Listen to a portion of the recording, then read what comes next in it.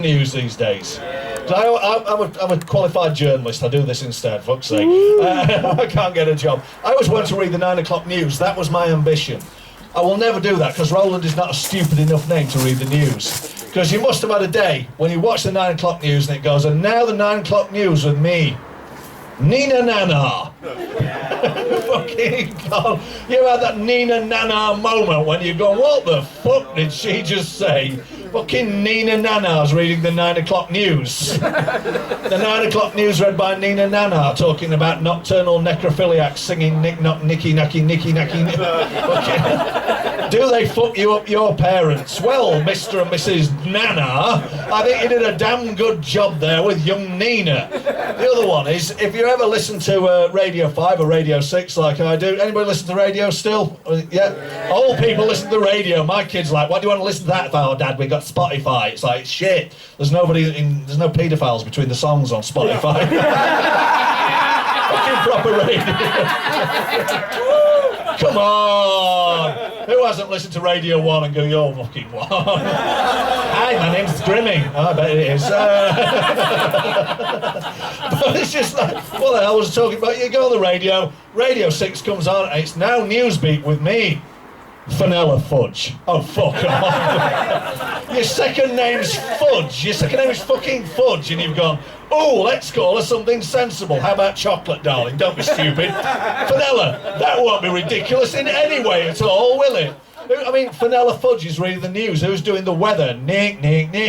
Fucking, who's doing the sports? Ice Cream Sunday and Knickerbocker Glory. And then my favourite guy comes on. I love the guy. I think he's a great newsreader. He's on the telly. He's on BBC 5, BBC 4. He's on the national news now. But his name is Raggy Omar. I think he's a great newsreader, but unfortunately, hang on, we're on fire here. Oh, is that what you're looking at? Oh, well. Something's burning. Oh, it's a piece of plastic. A piece of plastic there just burned. So, let's have fun with live electricity, kids. Would anybody like to throw a pint over it whilst I'm on? It's all right. Anyway, so back at the Comedy Ranch, imagine yourself watching the TV, and on comes Raggy Omar. And it's like, I love him, but there's only one man in this country allowed to be called Raggy. And that's the guy on Scooby-Doo! Because every day, the weatherman turns around and goes, that's the weather for Britain, Raggy. He turns in and goes, zoink, Scoob! It's all kicking off in Iran with the super tankers. Over here, Raggy, all kicking off in Iraq as well. That's the way. But one day, you see, and I sit there in front of my kids going, I could read that news, and you're like, Dad, you stupid old bastard, you can't. And I'm like, I could, but what I'm going to do, I'm going to read the news one day. Me and my mate Bob, we're going to change his names. I'm going to change mine to Ben, that's Ben Dover, and he's going to change his to Alf, that's Alf Hookham.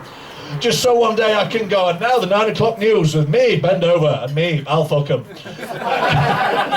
And now the sports with Isaac Cox. Anyway, let's see what the old child-rearing book has got to say on fucking anything.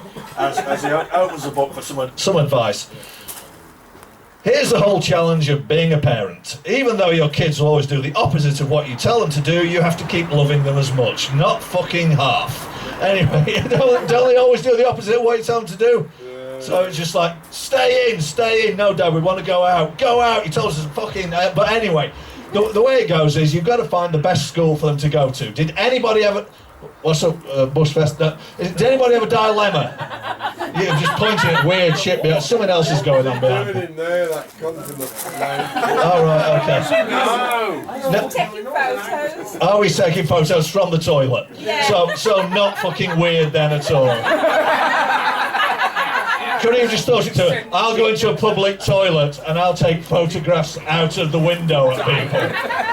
Good. Well, anyway, so school-wise, here we go. Who went to the local comprehensive? Anybody? Yes. And was it shit? Yes. Yeah, so did I. And where we live in Manchester, the problem is you've got the local comprehensive, which is incredibly rough. Okay. It's so rough at our local comprehensive. The kids broke out one lunchtime last week and molested the local paedophile. Now, it's that rough. Rolf Harris, who refused to be the art teacher. It's fucking rough. I don't want to send my 2 girls to that school. That's my dilemma, okay? So there's various other things you can do. You can move house to a posh area. Oh yeah, like where we live, it's like Alderley Edge and Wilmslow. And I said to my missus, yeah, we can move there if I manage to be a professional Premier League footballer by the start of next term. Because that's where fucking David Beckham lives. It's not happening. The only chance of me ever being in a house in Wilmslow is if I become a burglar. That's basically, that one's off there. We also have religious schools. Do you have religious schools and academies and all that shit, yeah? Yeah, we have religious schools. The local Jewish school, because my daughters are just coming up to 11. Got to find out what school to send them to. Local Jewish school gets brilliant results. I went to see the boss there, and he said, your kids can come here, but you've got to join the faith. So I said to my kids, it's a choice between you getting a decent education or the end of my cock. Guess what? My cock won. What did you come into the world with? That's fucking staying. So then we went to another religious school, should I say, which is very good. It's an academy which has been set up by the local Muslim population. They get really good results. Went to see the headmaster, who said, you can get your kids here, but we do celebrate Eid festival. I'm like, that sounds fucking magic, because I've been to so many festivals where I've got Eid off my nut. That sounds fucking I can't wait to get my kids into Eid Festival. Have you got Fatboy Slim on or the Orb? I don't know. Fucking Orbital. I used to love Orbital. They were fucking magic. Anyway, because if my kids ever talk to me about drugs, I'm just going, yeah, I spent 3 days at Glastonbury as a fucking rainbow of kids. That's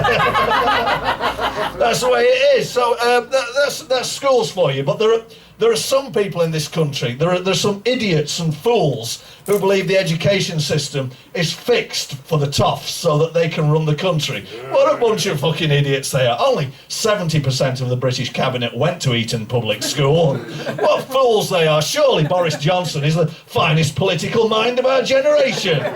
Didn't get where he was today purely on the fact that he went to a school that cost 10 grand a fucking term. Well, you know, I can't believe that at all. I mean, David Cameron, who also went to Eton, he got to be Prime Minister, he fucked a pig. That's fact. I did a couple of sheep, I get a criminal record. Where's the fucking justice in that? Are we living in a class system? Does that illustrate it? I don't fucking know. Anyway, other stuff, which I just like to illustrate the school that my kids are at already. Oh my God, I've done half an hour. Anyway, do I have to get off now? I'm not even started. Right. Okay, whenever the guy turns up and says, fuck off, I'll do it. Right, I'll tell you some true stories. This is about school. My kids, are any teachers in? No, okay. My kids were in a school where, when I was a kid, we used to have class 1, 2, 3, 4, 5 and 6. That's the way it went. My kids are in a school where they have the year that they're in and then the initial of the teacher's second name. So she was in class 3R, was our Madonna, okay? 3R, because that was Mr. Richardson. When she got into year 4, that's year 4 teachers, this is where teachers aren't very bright. She was in a class in year 4 where the teacher's second name was the initial Q. It's a true story, but my daughter was in class 4Q.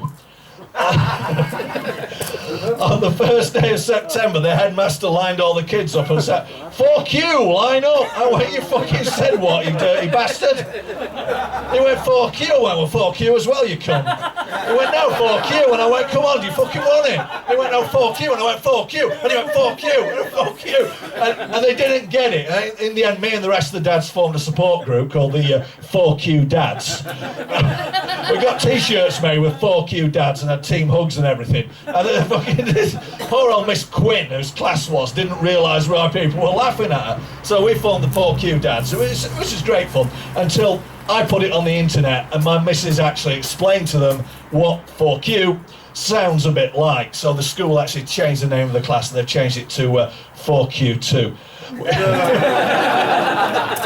Good job it wasn't class U2, otherwise Bono would have turned up and told the kids that the streets had no name, and we're not fucking having that. Piss off, you midget, take the edge with you while you're at it. But, so that's the way it went. Now the thing is, we've reintroduced something illegal, me and the 4Q Dads, okay? we have reintroduced my favourite game from school days, which teaches you more about life than you ever need to know, which is the illegal game of British Bulldog. Yeah. Who liked a jolly good game of British Bulldog? Yeah. And people who don't know, you line up the entire school at one end of the yard, the smallest kid stands in the middle and everybody goes, charge! And that person has to grab somebody. Basically, that teaches you all about life. Life is like this, either run fast or dodge. If you can't run fast or dodge, throw a fat kid at somebody else, then dodge. That's the way life is. So we arranged an illegal game of British Bulldog, and our youngest, Brittany, she was it. She takes after me a bit physically. She's not going to be a ballerina, sorry to say, ladies. More of a prop forward, I think. And she actually battered the shit out of the poshest little boy in school, and I thought, my work here is done. I was not an embarrassing dad that day. Young Charles, this posh lad whose daddy is a solicitor, got fucking kicked in by my daughter. It was magic. I taught her the rabbit punch, and I think, yes, top parenting. Anyway, young Charles, he got battered, young Charlie, and he grassed me up to his daddy, the solicitor. So solicitor daddy grassed me up to the headmaster.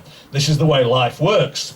And the headmaster took me into his office. I had to do the walk of shame in front of the other 4Q dads. And he said, Mr. Gent, it is my duty to tell you that your daughter has been pushing Charlie in the playground. And I went, she fucking never was. That was some sherbet dip I gave her to dish round the other kids. If you want the real shit, come and see me, sunshine. And then me and the 4Q dads chewed our faces off and had a rave, which was always fun. I feel I should get to the gist of the story here at any point. What you should do to get your kids into the best school. This is the reality of it. My eldest is quite good at singing. We don't know what school to send her to. We haven't got much money, but she's good at singing. Just before the end of last term, the next door school, who have a really good choir, they had an outbreak of measles and couldn't sing. So their headmaster rang our school's headmaster and said, would the choir like to sing at the Manchester Apollo? And we went, fuck. Look, this is the highlight of my career here at the Bushfest. The Manchester Apollo holds 3,000 people and is one of the finest rock venues in the country. We said, why would they be singing at the Apollo? They said, because Foreigner are on tour and they have a kids' school choir come and join them in for the encore of I want to know what love is, I want you to show me. And we fucking went mental. Oh my God, we had to dress the kids up. You don't know who Foreigner are, one of the biggest rock bands of the 80s. Didn't like them myself, but now I'm a huge fan. That's the way it is. And they were great. And I bought 2 tickets for £100 each for me and the other daughter to sit right at the back of the Apollo. And that's all we could afford. That's all we could afford. But the kids get on a bus. They're backstage for 4 hours. No idea of what's going on. The support act is John Parr, who sang St. Elmo's Fire, yeah. And he did it on his own, on acoustic guitar to the entire Apollo, and I went, fucking yeah, that guy's got the blues. I thought it was some mullet guy from the 80s, he's magic. Yeah. The other support actor was Joanne Shaw-Taylor. I don't know if you know, but she's a brilliant blues guitarist, and we looked at her videos online before we went, and my youngest went, I know you're Joanne Shaw-Taylor, and she went, yes I am, and she went, I can play the guitar too. She got a guitar pick and a t-shirt and a CD and everything, and it was magic. The kids come on, Foreigner have been playing, they've no idea who Foreigner are, they've taught them this song, they come on, they're the choir, they're singing in the choir, I want to know what love is, all of this. They troop off, my daughter's the last one, a precocious little brat, she runs to the front of the stage, curtsies, the entire Apollo goes, fucking yes! Goes absolutely mental, I've got this on video, proudest moment of my life, and I wasn't an embarrassing dad, I didn't stage dive. I did not stage dive because I'm too fat and the bouncers wouldn't let me off. And she strolled off, the guitarist laughed his ass off and gave her his guitar pick and she strolled off and we said to her, brilliant, that's amazing. So a career in music is yours, and she went, nah, not really bothered. I went, fucking hell. They say youth is wasted on the young. Well, when I was a youth, I was fucking wasted. But, you know. I'm thinking, should I be a pushy showbiz dad? Hey? Nah, it never hurt Michael Jackson, for fuck's sake. Come on. Never did him any harm. So I thought, shall I be the pushy showbiz dad? So what we discovered after the concert, after the Foreigner gig, who also had hits with Urgent and Jukebox Hero, which I'm a big fan of now, is that in the posh place in Alder Liège, there is actually a Fame Academy school where if your daughter or son is good enough, they can get in and have a magic free education, just like Adele. Basically, if my daughter gets to be like Adele, she can eat as many pies as she fucking wants. Hit album once every 10 years, that'll do, and you can moan about taxes as much as you want. Fuck socialism, you can be a pop star. Anyway, that's my thought process. So we had to go to the Fame Academy, and basically I got there, and all the other dads were there, everybody from school. I noticed all these other dads. Young Charlie's daddy, the solicitor, he's there with the headmaster going, I can give you some free soliciting and conveyancing advice if young Charlie gets in here. There's other dads going, oh, it's like Mohammed has opened up a burger stall. He's giving out free burgers. My mate, he's just like, all the teachers are loving this. It looks like his son's getting in. There's this the local wine shops bought cases of champagne, which the teachers happen to be all necking. Looks like they're all going to get in. And I was just like, the working class voice in my head, because I've got a voice that's like Bernard Manning in my head. The other one's really posh. That's what I'm like. The voice in my head went, now or never, son, fucking bribe them. That's what it's all about. Never mind education, it's all about fucking bribery. The other voice is going, but surely talent will win through. Fuck off. So my missus works at one of the biggest toilet cleaning manufacturers in the whole of the south side of Manchester. I'll tell you that for free. And basically I said to them, hey teacher, if this school ever wants any of them urinal cubes, I'll get you fucking gross. They all pissed off. The working class voice went, that was the shittest attempt at bribery I've ever heard. The middle class voice going, I hope she can sing. So how we've done it, one by one, all these kids are getting in. I mean, they've got the fucking talent of a dead dog being fucked by a rhino, most of these. There's one kid does a dance routine look like Long John Silver after 3 bottles of rum. It was tragic. He's fucking all over the place, like, easy. So our youngest goes on the stage. The piano player strikes up and he starts playing Bon Jovi's Living on a Prayer. I'm like, she froze, it's the wrong fucking song. You're supposed to do Foreigner, you fucking idiot. And she froze and she cried and she went, this isn't Foreigner, and she fucked off. And I went, and she's blown it. One chance, it's like 8 Mile. It's like 8 Mile and she blew it. She had one chance. The school is so fucking posh. The school song has an overture. It's so posh, none of the kids have even got kids. Now that's posh. Oh, was that too harsh? Oh, I've got worse than that. The school was so posh, the fucking... oh, forget it. The school was so posh that the local cadet corps was a cavalry regiment. Was that? No, that was rubbish. But we'll go for it anyway. So I started ranting at this guy going, look, pal, it's not Bon Jovi. Tommy is not still working on the docks. The union can't still be on strike. Surely Gina's got a better job than a fucking diner bound now, you dickhead. I lost my temper. I went, is this what life is? Is this what life is? It's all about fucking X Factor. We're the greatest country in the world for rock and roll. We produced every great band, and America had Foreigner and the Ramones. But we got all the Beatles and the Stones and the Who and the Kinks and everybody, the Pistols and the Damned and the Clash. Everything I love comes to this country, and we're all judged by fucking posh people on whether our kids have got any talent or not, and you've got one chance. Well, I hate it. It's fucking X Factor. Have you seen it? What gets me with X Factor is the people who judge it telling other people whether they can sing or not. Yeah. Imagine being told if you can sing or not by Mel B from Spice Girls. All right, my name's Mel B. I'm from Yorkshire. I'm a fucking lady. I like no better than polishing up my bollocks, going down canal, having a fight with gypsies, telling some fucker if they can sing or not. And there's the other one, Cheryl Cole. Imagine Cheryl Cole telling you if you can sing or not, for crying out loud. A serial bride, ladies and gentlemen. A serial bride who gets married and divorced once a fortnight just so she can appear on the front cover of Celebrity Jizz magazine. I mean, she married Ashley Cole, divorced that fucker, then she married a Spanish guy and demanded she be called a Spanish name that's sophisticated. I want to be known as Cheryl Lopez Ufarte, Bernabeu Stadium, Dos Cervezas, Benidorm, fucking San Miguel, cool. And then she divorced him and she became known as the one-word brand Cheryl that we all know, like the other one-word brands like Jorex, Sif and Bosch. Them two fuckers are shouting at these people now. Them two fuckers telling if you can sing or not. Talent-free bastards. That's the equivalent to signing up for a philosophy course only to find it's run by Joey Essex and Kerry Katona. Fucking Cheryl Cole telling if you can sing or not. That's like me signing up for my drink and drugs awareness course only to find it's now run by Sean and Bez from the Happy Mondays. Fucking Cheryl Cole telling if you can sing or not. That's like getting a taxi home only to find it's run by Ray Charles and Stevie Wonder. And fucking David Williams as well telling if you've got any talent on Britain's Got Talent. That's the equivalent of going on Strictly Come Dancing only to find out that Professor Stephen Hawking's the main judge. I don't like your Pastor Dobley, you're fucking shit. That's what it's fucking like. Yeah, I know I've got to go, my phone's going off and everything. And I just went mad. But the pianist who got it wrong went, I'm dead sorry, let the girl in, because I went an X Factor and I fucking hate Cheryl Cole and all of them as well. I went, what did you do? He went, well, we were in a comedy and traditional Irish music band and they booed us off straight away. I went, why?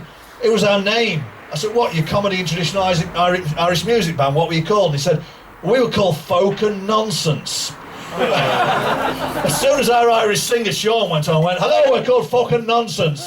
Got booed clean off the X Factor. So she's got in, and we're looking forward to a lifetime of riches and more drugs. And I like to think that I've been helping you out with readings from my book. The book I actually got from my dad, which I've been reading from. I don't know if you can see that at the back. That's what my dad bought me this book. This is Bill Cosby on fatherhood. This is the #1 bestseller. This is the #1 bestseller on having kids, worldwide bestseller. The Daily Mirror, comic, good sense, and Britain's favourite transatlantic TV funny man. Fatherhood is pretending that the present you love most is soap on a rope. Knowing that you're in trouble when the child says no problem, and drugging and raping. No. So I'll finish off as Dave wanders by. We'll get to the last bit of the thingy. Anyway, here we go. We did a poem at the start. I'll just tap dance here. Anyway, at the start I did the poem. Here's my alternative. They fuck you up, your mum and dad. They make you listen to the Ramones. They say your music's really shit, but not as good as the Rolling Stones. You say your parents are embarrassing. I think you've been blessed. At least they didn't get silly names, like Apple or Northwest. You think I'm a rubbish comedian, the worst there will or ever was be. But at least I didn't end up in jail, just like that cunt, Bill Cosby. Thank you very much. Am I an embarrassing dad? Probably.